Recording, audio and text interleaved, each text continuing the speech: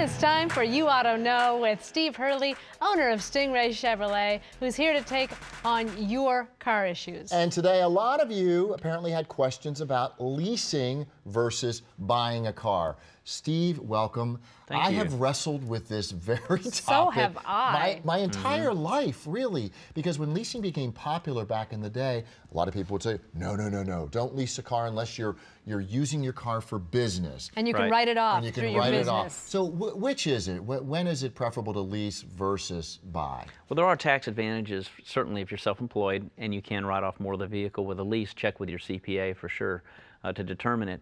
But otherwise, it depends on the individual's use and needs. If you know how many miles you're going to drive, for example, per year, it's easier to plan to have a lease because you are restricted on the miles. Although if you go a little over or a little bit less, there are ways to deal with that. You'll pay for a little bit of the miles, but it's not that much. Is it usually more affordable if you lease because of your monthly payments being less? That's really the most important question, because when you lease, you're paying for the car, for the time that you use the car, the use of the vehicle as well as the depreciation of the vehicle.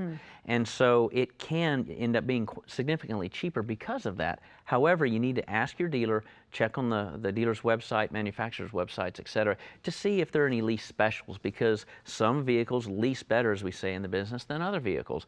And the dealership will know if there's a subvented special from the manufacturer. I have walked into dealerships where the salespeople are champing at the bit to get you to lease. They don't even want you to buy a car. Why is that? Is there more profit for the dealer? Should I really answer that? Well, yeah, because you get to sell the car at the end anyway, plus you have it leased out to the person. Be very wary of that scenario. It doesn't mean that it's not a good deal, but do your shopping. If they're trying to steer you directly to a lease, that's because they don't want you to pay attention to the value of your trade and also the price of the car. It's to get you to focus only on a lease payment. Then you end up forgetting what you pay for the vehicle, and then they can charge what they want to. Is there usually a big chunk of change that has to be put down as well when you do a lease? That's also flexible.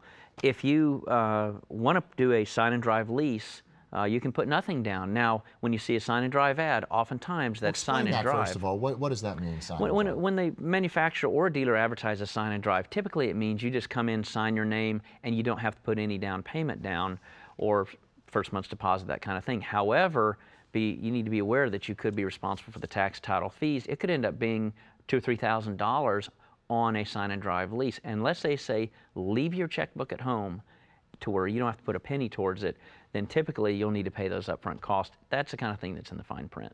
And can you get out of your lease early if you want to? It's possible. It's more difficult than a purchase. However, on a 2-3 year term lease, which are the most common terms, as you get to the last 6 to 8 months, sometimes 9 months before the end of the lease, the leasing company or the manufacturer will market to you. They'll send you communications via email and letters and so forth to let you know that you're getting towards the end of your lease. And of course, they'd like to retain your business. So they will offer you whatever that lease special, as we talked about earlier. And that is worth looking at when they offer lease special. Is it worth buying the car that you've leased at the end of the lease deal? That can be a yes or a no depending on the vehicle. Sometimes people buy or lease a vehicle, they love the vehicle, but they're putting so many miles and they would be so upside down to try to get out of it. And they just decided, you know what, I'd really like to keep this vehicle. It's what I always wanted, and it may make sense to buy it. You're going to pay a little bit more for it, but it may be worth it. All right. If you have any car-related questions for Steve, you can email him at steve@yououghtaknow.com. And for more info on Stingray Chevrolet, there's the website, stingraychevrolet.com, or call 813-359-5000. Be right back.